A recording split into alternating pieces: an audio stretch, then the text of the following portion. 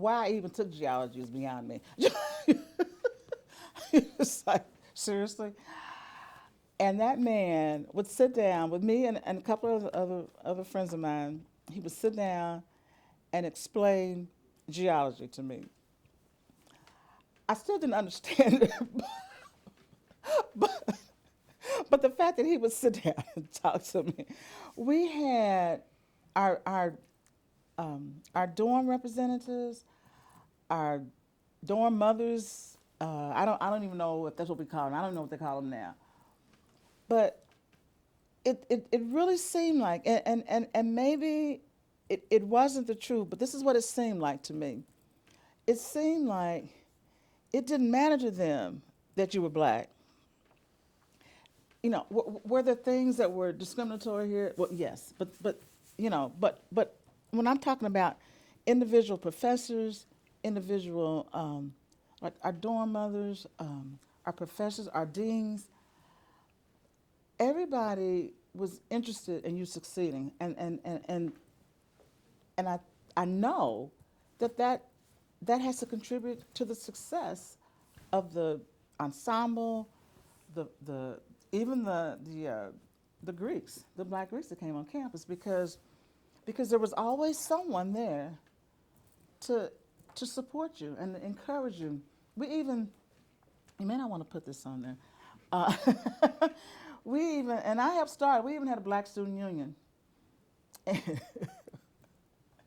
We had white people coming to the black student union meetings and and the Black Arts Festival. I mean, so it was like, it seems funny. It's almost contradictory to say doing all this time, and like I say, and I know there were things that were discriminatory, but at the same time, I have to wonder if it was more discriminatory or if it was more a matter of there were things that we just wanted to do that it didn't matter, and we just used that as an excuse, because I mean one of them was, yeah, when we first got here, the girls had curfews and the guys didn't. Yeah, I was going to ask you about that because The girls had curfews, okay? You yeah, hear me? I've talked to some older and not black but white students who talked about female curfews, and if you didn't get back on time, you got campus, as they say. Oh my goodness gracious, you sure did. And they were serious about Tell that me too. about that. It's like, Well, first of all, when you first started, there was a card you had to fill out. And you had to put down who people you were allowed to go out with, and when you went out, you had to put where you were going and when you'd be back, and your parents had to agree to it. We had to sign out when that time we left the dorm. We had to sign out, and we came back. We had to sign back in. And if you were late, you got campus. That means you couldn't go out. And our curfew, I think the girls' curfew was like 8 or 9 o'clock, and the guys didn't have a curfew. So what is up with that? We had to be in, and the other thing was you couldn't wear hair rollers outside of the dorm. You couldn't be barefoot outside of the dorm, and it was one other thing. I don't remember what it was. Oh, you had to wear pants. I know you had to wear a dress on Sunday. Yeah, you had to wear a dress on Sunday. But the guys didn't seem to have, the same kind of, I'm thinking, so, really? So we started having meetings. And when I say we, this was the general population. We started having meetings, protesting. Why do we have to sign in and sign out? Why do we have to have curfew when the guys don't have to? One night, the girls, pulled all of our cards out of they had them in little tin boxes of all of our sign-ins out. We pulled them out, we tore them up, and we spent the night in the ravine. We literally spent the night in the ravine.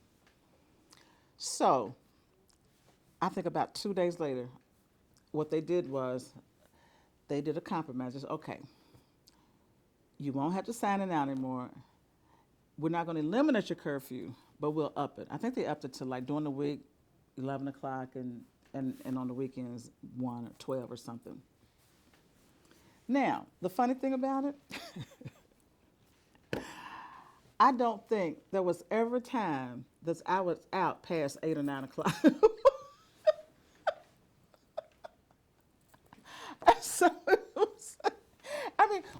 start laughing. It's like, is anybody going out? No. Mm-mm. Well, then why did we do all this? Well, because it's just the principle of things. So, so, and and again, don't get me wrong. I'm not saying that. I'm not minimizing discrimination. I mean, like I say, I grew up in the South before black was beautiful, so I know that there are.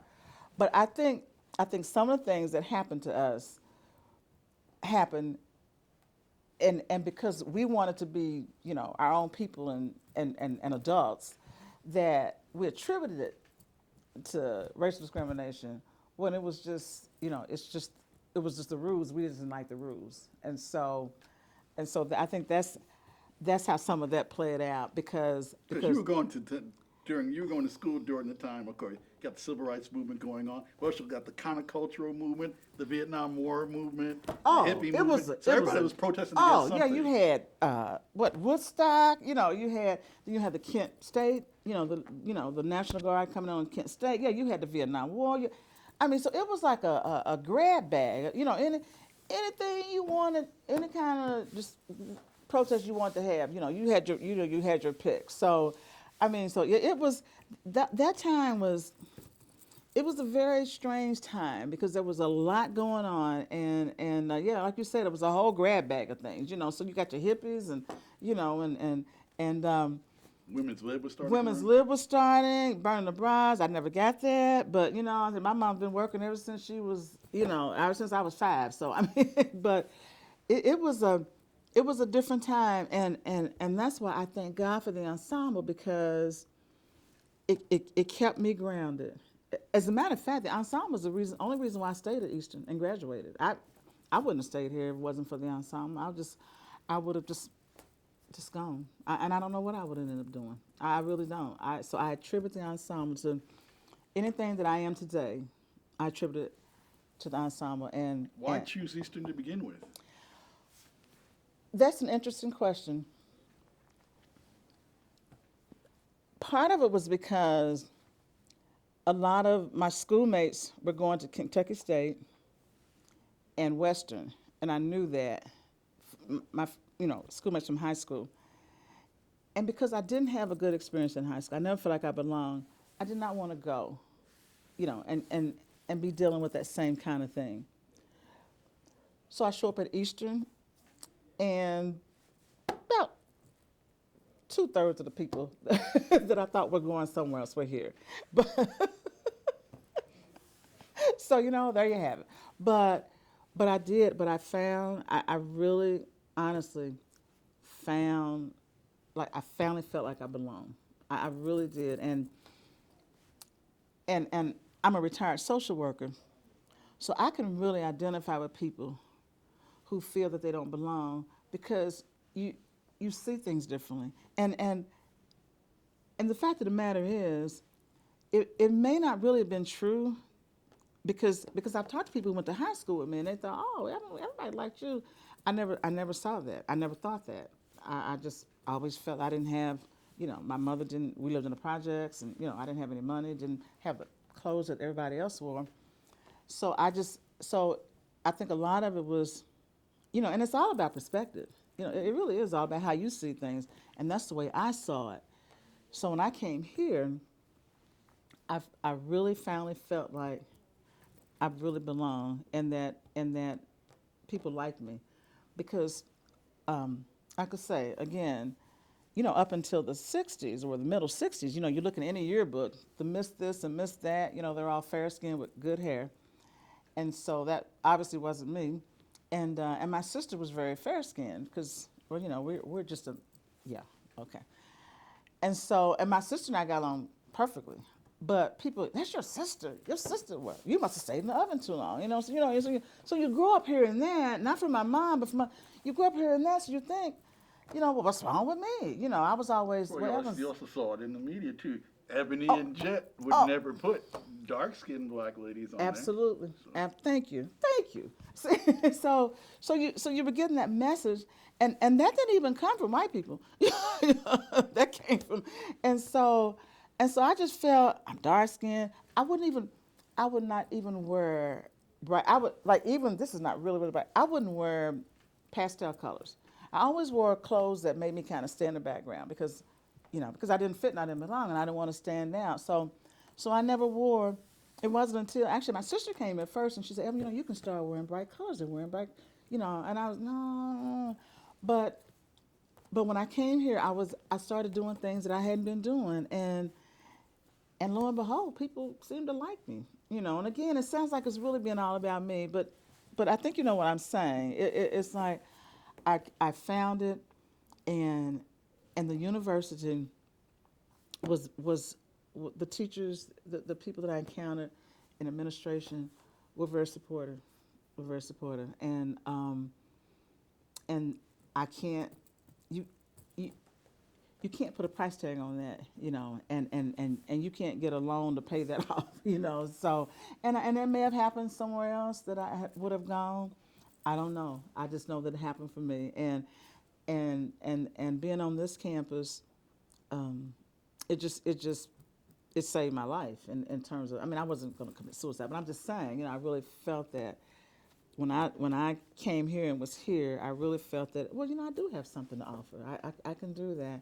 And like I said, being in the ensemble was a big part of that because Reginald and Eric, and again, I don't think they sat down and said, okay, we're just going to round up all the black students and do this. But Eric was a man with a vision. And of course, Reggie had this incredible talent. And so between the two of them, you just kind of felt like you were going to succeed because you were with them, and that's what happened. None of us knew. None of us had a clue it would come to this. None of us did. But none of us really had a clue that one day we'd be sitting at a table. I want to ask you. I want to something that you mentioned earlier that I thought interesting. Because a number of people talked about the fact that you guys were the first ones to go to college and to graduate, and how, in one sense, it was a badge of honor for the parents of those first generation.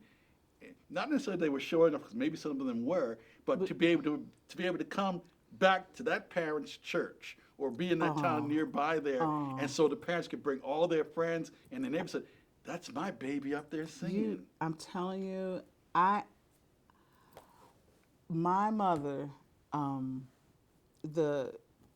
I don't know what else I could have done to her to make her feel any prouder. Well, my mother, because my mother, her kids were, perfect anyway. But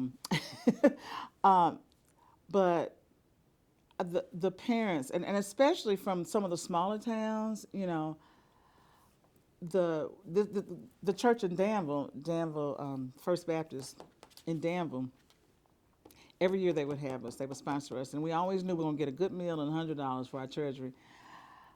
But the parents, it was really the parents that, like you say, were so proud, and I mean, just beaming. And so that's the churches. I mean, it got to be almost a competition, with whose church are we going to be at, because, and of course, when you get to the church, well, that's my son. And by the time we had made the rounds and all, everybody was everybody's son and daughter. Everybody was, was mom this and mom that. And so when they made